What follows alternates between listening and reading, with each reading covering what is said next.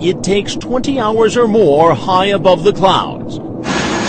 A flight from one world to another, to a land of intrigue and mystery, where sometimes there are more questions than answers.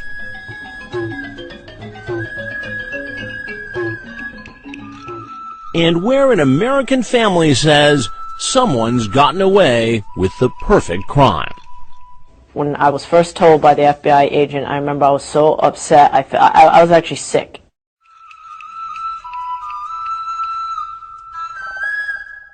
A beautiful woman and her dashing fiancé, both in the prime of life.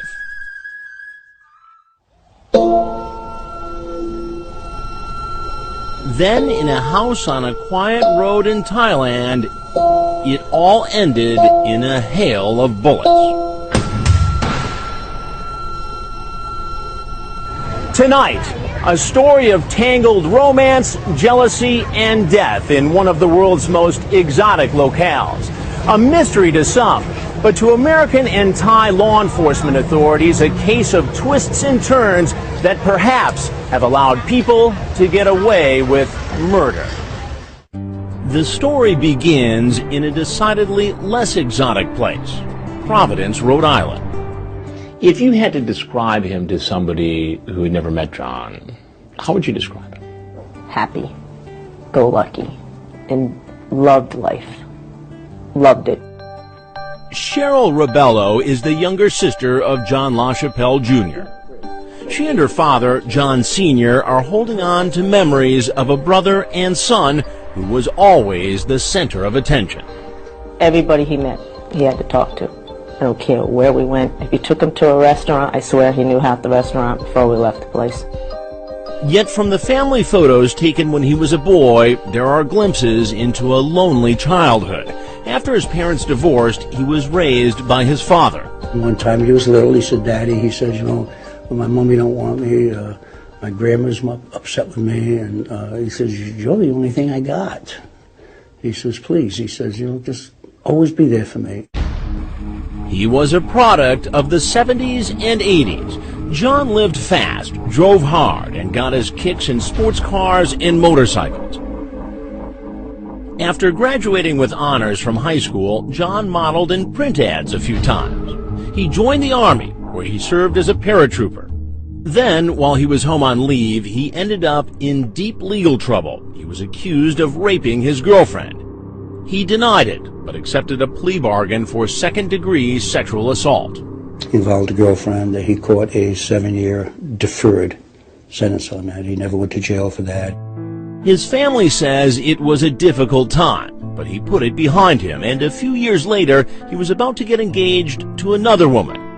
Then, tragedy. She got killed in a car accident, and he cried his heart out, and she was pregnant, and she got killed on his birthday. And from that point, women were like a grain of salt to him. He had lost his true love. It would have took him a long time to trust himself to love, I think, because he was hurt so terribly from losing Maureen. He had on and off girlfriends and married for a brief time when he was in his late 20s, but for the next decade, he put close relationships aside. Except for one companion who he'd hoped for even as a child, a pet monkey. He named him Jacob. Jacob, he thought, was his son. His son? Yeah, that's what he called him, his son. That was his son. He had him for years. I mean, it was comical together. I mean, he slept with them. He slept with them? Oh, slept with them every night. He bathed them all the time. He ate and drank like a human being. I mean... Seriously? Seriously, it was... Right up at the dinner table? Oh, yeah. John came to be known as the Monkey Man. Eventually, he got into contracting and real estate. He turned all his energy to business. He lived in this house on a lake in Connecticut, and he always wanted more. He wanted achievement, and the money came with it. So he was always trying different stuff. And that search for money and opportunity led him to Thailand. Thailand, where Jon LaChappelle Jr. found a whole host of ways he hoped to make money. He started an export-import business, dealing with, among other things, teak wood furniture, building materials, even coffee. John bought a house in Thailand, and he flew back and forth from the States at least 4 times a year. He loved it there. He would have moved there if it wasn't for his monkey. That's all he talked about. He absolutely loved that place. He thought it was great. Business, it seemed, was booming, and John's family says he had a goal that looked within reach. He'd be like, I'm going to retire when I'm 50. I'm going to retire when I'm 50. And I remember he used to say, well, what if you don't make it to 50? And I'm like, you're missing the best part of your life. And he would always say, well, I have to work now so that when I'm 50 I can do what I want. And with John so focused on his goal, other facets of his life were on the back burner. I would say he would be a hard person to date because he's always driven to work. He was always working. In Connecticut, though, in 2003, John met an attractive young woman through mutual friends. Her name was Dara Panasi. She was 29 when they met, 9 years younger than John. She grew up in Connecticut and attended business school in New London. John thought she was a knockout. Dara was very pretty, and I saw what he saw in her immediately. But that wasn't all. She was a real go-getter, savvy in sales and marketing. Dara was very bright.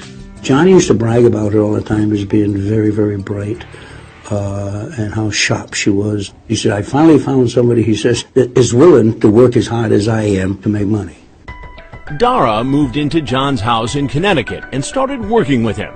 In fact, they told friends and relatives that they'd gotten engaged. Here they are on Christmas Eve 2005 at John's sister's house. They seemed happy. But then, just 10 months later, while John was working in Thailand, his sister got an early morning phone call at her home in Rhode Island. The phone rang. Oh God, I knew instantly. I had this sick, I don't know what it was. I remember just screaming and jumping out of bed and running, get the phone. Before you even answered the phone? Because my phone never rang at 5:30 in the morning. Cheryl's dread was well placed. Half a world away, gunshots had broken the still of a quiet Thai night. It was the early morning hours of September 28, 2006. In a small Rhode Island town, Jon LaChappelle's sister Cheryl got a phone call from her brother's fiancée, Dara Panasi, in Connecticut. And she was like, Cheryl, your brother's dead. And I remember I just was screaming, and I remember falling to my knees. Halfway around the world in a land of quiet villages and gentle breezes, an evening's calm had been shattered. It was a warm, humid night. At his home near Chiang Mai, Thailand, 43-year-old Jon LaChappelle Jr. was standing in the kitchen and talking on his cell phone. Someone walked up the front path and went through the side garden. He walked behind the house, looked into the kitchen door, saw Jon LaChappelle standing there on his cell phone without a shirt on. Special Agent James Lawton of the FBI. He aimed the weapon at Jon LaChappelle's back. He fired. The round hit Jon LaChappelle in the back. He fell to the floor. Put a new round into the weapon, aimed at LaChappelle as he lay on the floor bleeding to death, and finished him off. John's body was discovered by this woman, his business attorney in Thailand named Oi. You saw his body on the floor? In the kitchen. And blood all over the place? Yes, correct. And I shocked, so I went out and telephoned to police. So you're the one who actually called police? Yes. The Thai police moved quickly to investigate. They searched for clues and motives. At first, nothing seemed to make sense. But according to his attorney, there was reason to believe John's business dealings in Thailand might have something to do with his murder. What was his reputation here in Chiang Mai? People know him. People try to run away from him. People tried to run away from him. Why? Because he was a bad businessman? He didn't pay his bills on time? Yes, correct. He made enemies? Yes. Lots of enemies? A lot. The Thai police had their work cut out for them. They interviewed business associates, friends, and former friends. Meanwhile, back in the United States, John's family members tried to comprehend their loss. Overcome with grief, Cheryl thought back to the last time she saw her brother, a few weeks earlier when he was preparing to leave for Thailand. Every time we'd go out to dinner, 2 days before he would go, and I would do my ritual of begging him not to go. And You begged him not to go? oh, every time. Why? Because I always thought something would happen to him there. I don't know, he was never scared of anything. So I always thought he'd get himself in trouble. And the last time they had dinner, she said, her brother didn't seem himself at all. He had never been upset before he left to Thailand, and this time he was upset when we had gone to dinner. Why was he upset? He was under stress. He was having problems with somebody out there that was working for him. He was really upset over that, and I had never seen him like that, so I was more nervous that he was going here. It seems one of John's employees, his administrative assistant, a man named James, was angry at him over a paycheck dispute. In fact, Cheryl had a chilling phone conversation with James the morning she learned about the murder, before John was even officially identified. James is just screaming in my ear, "I didn't kill him." James, the Oh, assistant. yeah, he's screaming at the top, "I didn't kill him, I didn't kill." And I'm like, what the hell are you, what, like, would you stop screaming in my ear? So he's screaming This in is your what he's ear screaming over to the me, phone, but I did not I'm- kill him, I did not kill him. Yeah, and I'm like, what do you mean? Well, he's found dead and they're going to blame me and da-da-da-da. And I said, was it Johnny? He goes, I don't know, I didn't see him. So I'm like, James, I need you to go to the hospital for me, and I need you to identify that it's actually Johnny. He tells me, I don't know where the hospital is. I don't know where the hospital That's what he is. told. I said, you live in Thailand and you're telling me you do not know where this hospital is. To Cheryl, the conversation couldn't have been more suspicious, and within months her suspicions were borne out when Thai police got a tip about James. What was the break in the case for Thai authorities? How did all this come together? An associate of James was arrested on an unrelated charge and came forward and said, well, if you give me a break on that charge, I'll tell you about a murder that I know about. And that was the break that they got. The informant said a plot was hatched at this nightclub. Here he claimed James asked him to hire a shooter to kill Jon LaChappelle. But the case wasn't over, not by a long shot. Chiang Mai, Thailand, 2007. 4 months after American businessman Jon LaChappelle was gunned down in his own home, police got a big break. An informant told investigators that John's administrative assistant, a man named James, had hired a gunman to murder John.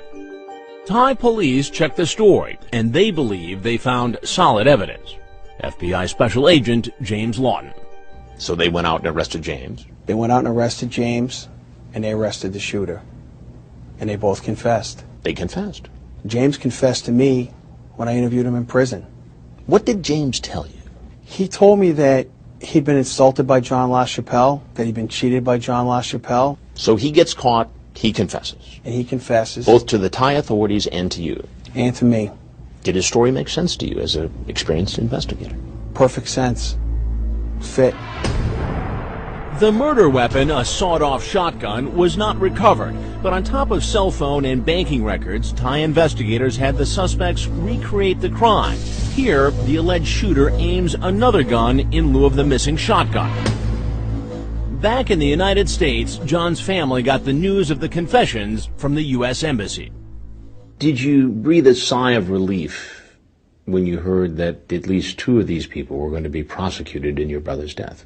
Oh, yeah, because at first we didn't have high hopes because they said Thailand, you know, the government out there is nothing like ours, and, you know, the police force is nothing like ours. And when it happened 4 months later, oh, yeah, that was a great feeling because I thought, I can't even believe this is happening, that they had caught him so fast.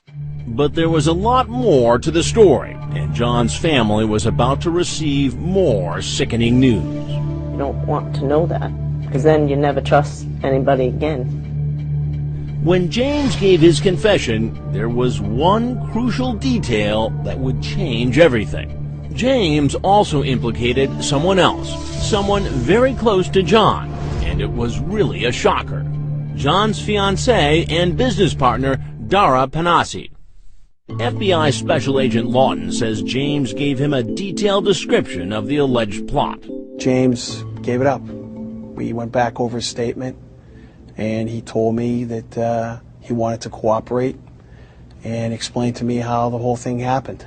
About a month before the murder occurred, a decision was made by Dara Panassi to hire somebody to kill Jon LaChappelle. To kill Jon? Yes. She offered him 300,000 baht, which is almost $10,000, to murder Jon LaChappelle. And this guy, James, went and found a shooter to do the job. Could James be pointing the finger at Dara to save his own skin? He was trying to get a break. He was looking at either life in prison or maybe execution. So he was afraid. So Thai police and the FBI started digging deeper, interviewing more than 40 witnesses. And the more they looked, they believed, the more they found to back up James's story. What evidence exists that actually ties Dara to James? Cell phone records, banking records. Police found wire transfer documents showing Dara Panassi gave an $8,395 payment to James the day before the killing, more money than she'd ever sent him before. In business, Dara and James communicated regularly, but Thai police obtained cell phone records showing a spike in the number of phone calls and text messages from Dara to James during the time the plot was allegedly put in motion. A plot, they say, that was run by Dara in Connecticut. So you had James' confession. Yes. You had banking records showing there was a payment, in fact. Yes. And you have cell phone records. Yes. To the FBI, the Thai police were putting together a strong case against Dara Panassi. It's an incredibly thorough and professional police organization. They're no nonsense. And they did a very thorough job investigating this case. But questions remain. What motive would Dara possibly have? It seemed outrageous. In fact, that's the very reason why the FBI's Lawton was called into the case in the first place. Lawton has investigated more than 24 homicides, and the Thai police needed his help finding out just who this person was. This woman who was accused of ordering the murder of Jon LaChappelle, an American citizen, in Thailand. Your mission in this case was to do what? My mission in this case was to find out everything I could about Dara Panassi and everything I could about Jon LaChappelle and why Dara Panassi would want to murder Jon LaChappelle. And Jon's family? Well, it turns out they had suspicions all along. To be honest with you, first time I met her, I didn't care for her. Why not? My exact words, and like, they haunt me today. I said, this one will be your downfall. Jon LaChappelle was shot to death at his house in Thailand in September 2006. His fiancée, Dara Panassi, was soon accused by one of the suspects as being the mastermind in a murder-for-hire plot, a plot allegedly orchestrated from Jon's own home in Connecticut. It seemed difficult to believe. They appeared happy. To understand the case, investigators say you have to peel back the layers of Jon and Dara's very unusual relationship. Most of the time, Jon lived with Dara at this house on a lake in Connecticut, along with Jacob, his pet monkey. Together, they were running a successful business. They were making money. Oh yeah, the whole export-import thing, she thrived on that. Like, she absolutely loved that. They were a team, in business and apparently romance. She wore an engagement ring, but Jon's family didn't think they were getting married anytime soon.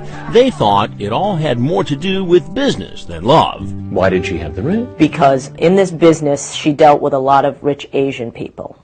And she said that they were offended by the fact that she was his girlfriend. Like, they dealt better if he said my fiance. So in their mind, they felt it was better if she wore An engagement ring. Engagement ring, and called herself his fiance because she said it was to do with the culture.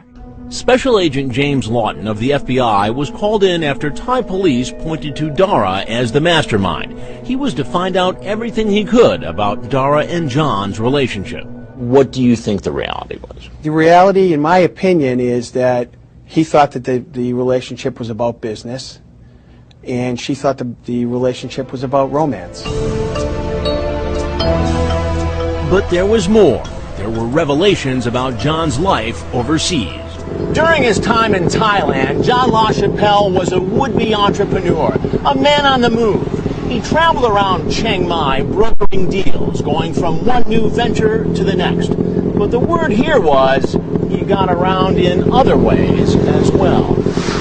Jon might have been engaged to Dara back in the States, but in Thailand, he was living the life of a carefree bachelor. Oi was Jon's business attorney in Thailand. He had the reputation of being a bit of a playboy. Yes. He had a lot of girlfriends, Yes. and everybody knew it. Yes. Everyone know that. He's personality playboy. And was he proud of that? Did he like that reputation? I told him that if you have many women, you're gonna have problem. But that didn't stop Jon from having Dara come for a visit. She met many of Jon's friends and business associates. Yes, I know Dallas the same time that I know Jon. Right. And Jon said that this is his fiancé, his administrator to helping him everything. So he told you that Dara was his administrator, his And Jon- fiancé, yes. And she says even Jon's fiancée knew he had relationships with other women. Everyone know that. Even Dala, she know this. Dara, his fiancée, knew it. Yes. Dara may have tolerated Jon's womanizing, but according to the FBI, Jon's latest romance with a Thai woman seemed like more than a fling, and it made Dara furious. Furious enough, the FBI says, to have Dara get James to hire a gunman to kill Jon. Well, Dara had been calling him up a lot to try and keep track of what Jon was doing. Dara called up and said, "Where's Jon?" And said, "Listen, this guy's no good to me alive. Now, I'll pay you money to murder him." Do you think she felt like if Jon continued this relationship with the other woman, that she'd be X'd out of the business? Yes. As a matter of fact, Jon had told people that he was going to move his new girlfriend in Thailand back to the United States. And where did that leave Dara? That was going to leave Dara out in the cold. Since the murder, Jon's family had grown increasingly suspicious of Dara. Just weeks before he died, Cheryl says, her brother told her he was breaking off his engagement with Dara. Cheryl says Dara called her to talk. So she called afterwards and said, "Did your brother tell you that we're breaking up?" And I said, "Yes, he did." And she goes, "Well, I haven't killed him yet." I haven't killed him yet. That's what she said to me. How much time passed before Johnny was killed? Like a week and a half. While Jon and Dara had broken up, at the time, Cheryl brushed off Dara's remarks as a joke. But now it seems strange, as did Dara's behavior the morning they learned Jon had been killed. To Cheryl, Dara seemed surprisingly unemotional. She sat down next to me, and she goes, "Cheryl, I have the will, and when I leave here, I'm going to the lawyer's office." 1 hour after she told you your brother's dead in a very Right. cold manner. And she's telling me- got the will in her hand. She's telling me she's got the will in the car. your house. And she's leaving from my house to go to her lawyer. There is no tears, there is no nothing. She's just driving on. Soon after Jon's death, his family learned Dara was the beneficiary of his estate, estimated at more than $1 million, including his life insurance. How much was the life insurance policy? $500,000. So she gets $500,000. Yes. She gets the houses, Yes. the cars, Yes. the boats, Everything. the business. All of it. Did you ever think she was capable of having your son killed? I did. You did. I did.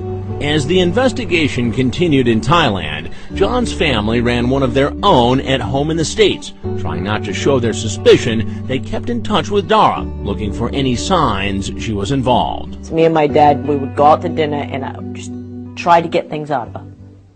Like, see if we could make her slip up, see if she would say anything, see Almost if we... acting as private investigator. Exactly, seeing if we could get her to stumble somehow, but I'll tell you, she was like a... She never gave anything up. No.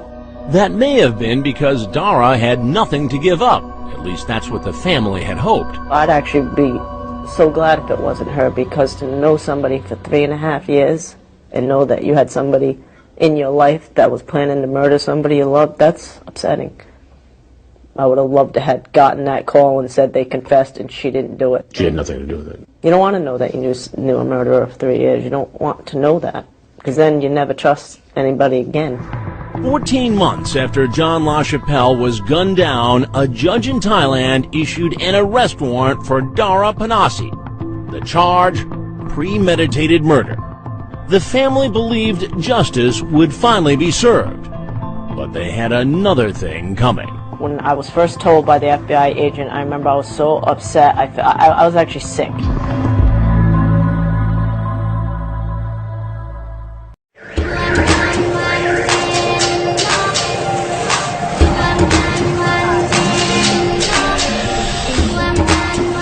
"14 months after American businessman Jon LaChappelle Jr. was shot to death in Thailand, his ex-fiancée, the alleged mastermind of the plot, was still living in Connecticut in Jon's home.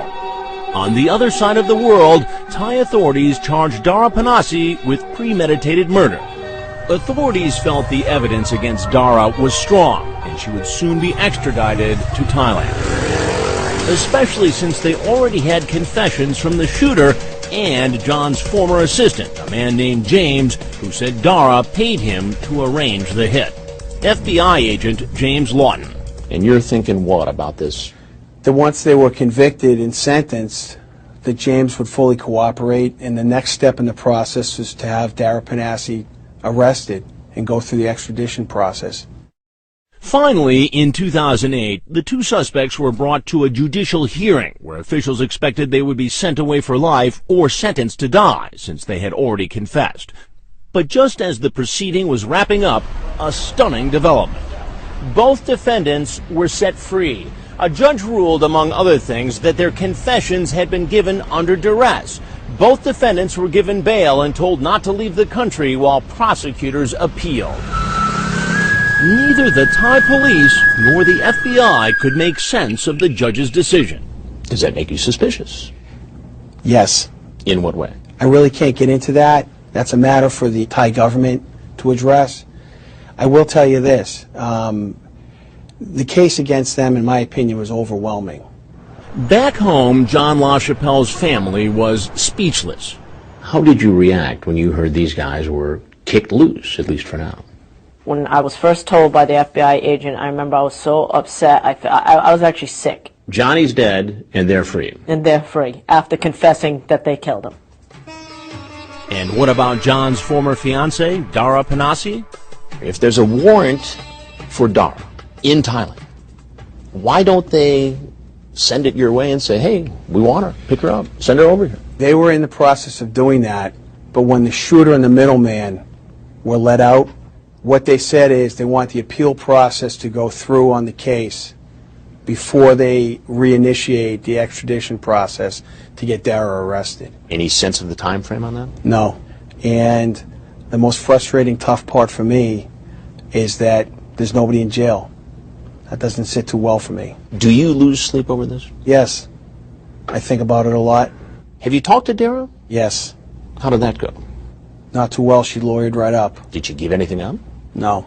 Once she said she had a lawyer, that was the end of the conversation. So she has not given any details as to what her side of the story is? No. Jon's family is worried the men who confessed but were released will take off and never be heard from again. When Dateline traveled to Thailand, we tried to find them and the informer and get their sides of the story. We tracked down James, who was Jon LaChappelle's assistant, to a small house in a village near the border with Laos on the Mekong River. We spoke to his mother. Does he live here with you? No, he doesn't live here. Sometimes he lives in Chiang Mai, and sometimes he lives in Bangkok because he has to look for work. James had been there earlier that day, but according to witnesses, took off on a small canoe across the river and the border. Within an hour, though, he emailed us asking to be paid for an interview. We declined. Remember, he had confessed, even to the FBI. But now he denied to Dateline that he had anything to do with Jon LaChappelle's killing. He said he was framed. I would suggest that you investigate how corrupt everything is, and you'll get the answer you're looking for, he wrote. All I want to do is live my life in peace. We also traveled to a small village outside Chiang Mai. We saw where the weekly cockfight is held, and where billiard games break the afternoon boredom. It's where we met this man, the informant who allegedly hired the shooter and who tipped off the police. He was given immunity to testify in the case. What did James ask you to do? จะถามคนยิงให้หน่อย Go find the shooter man for him. To find a shooter man to do what? ไปเก็บลูกพี่เขา To go kill his boss. To murder somebody. To murder someone, yeah. And who did he want murdered? ผู้ชายคนที่เป็นลูกพี่ของพี่เจมส์เนี่ย The boss of Jim. The boss of Jim. James says he had nothing to do with Jon LaChappelle's murder. What do you say to him? คิดว่ายังไงเจมส์เขาบอกว่าเขาไม่เกี่ยวข้องอะไรกัน โกหกอย่างนี้ He lies. We want to get his side of the story. And the alleged shooter, when he saw us approaching, he took off down this road on a motorcycle. and then he just rushed took off he don't cooperate He did that. For now, each suspect is free, and John's family believes something is rotten in Thailand. They've raised questions about the integrity of the Thai judicial system, yet Thai prosecutors say they'll see the case through. Prosecutor Amornphun Kamphunwan. We want to express our condolences to John's family for what happened. I want John's family to be confident that the prosecuting attorney will deal with the case to the end through the Thai justice system. But if the case goes to the Thai Supreme Court, as Thai legal observers expect, that process could take years. And now, where's Dara Panasi? We tracked her down too, and she wasn't happy.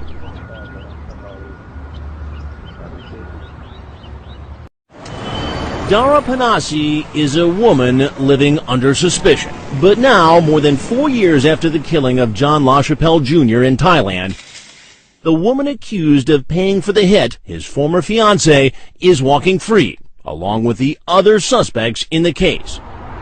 And the FBI special agent in charge of the case is increasingly frustrated.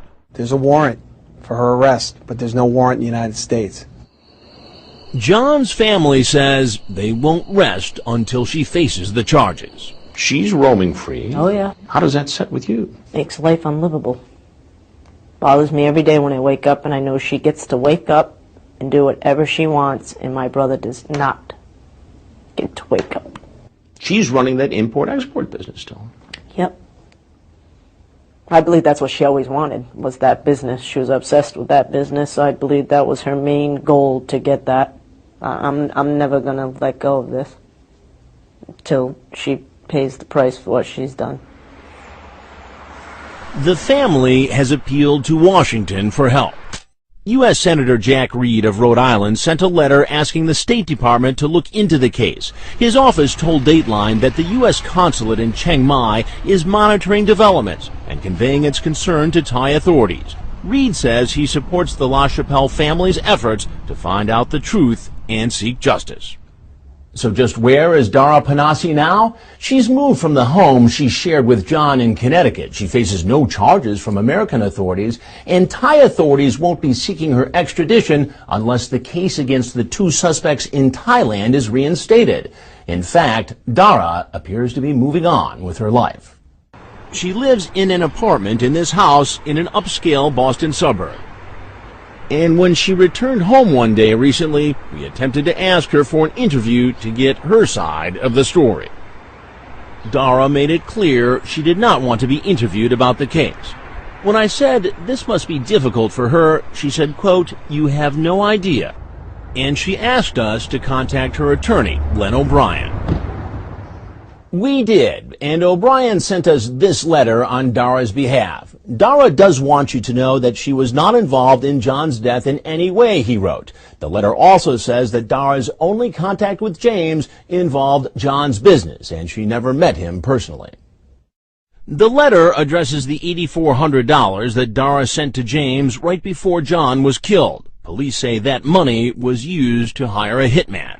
Her attorney says that's not true, that John himself asked Dara to send it from his U.S. account to James's account for business expenses. As for James, Dara says she doesn't know what to believe about him, except that if he harmed John, she had no involvement in it whatsoever. The letter says John kept Dara as the beneficiary in his will, quote, because she remained his closest friend after their personal relationship ended.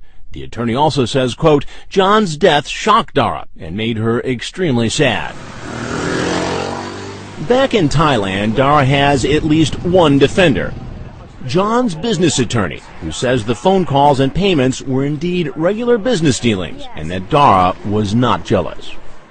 Do you think Dara had anything to do with John's murder? No. Why not? Because she loved John very much and she know about all his girlfriends? Yeah, she knew about all that? She know every time already. And when Oy informed Dara of John's killing, she says Dara sounded genuinely shocked. All the time she cried, she cried and I can hear that all the time. Before this, Dara Panasi never had legal trouble in her life, but that doesn't mean anything to James Lawton. I've done a lot of murder investigations, and murder is not always committed by criminals. Sometimes it's committed by average people, and they get overwhelmed by outside influences, by drugs or alcohol or greed. But the most irrational, crazy behavior I've ever seen from normal people is when they love somebody and they've been rejected. And that's what this case is about. You might remember John was known as the Monkey Man. Now his father and sister don't even know whatever became of his beloved Jacob. All the family can think about now is that John was a loving son and brother whose life was stolen away. I don't feel like he can have peace until the people who did this pay the price for what they've done. How far are you willing to go? As far as I have to go. I don't think people know what it's like.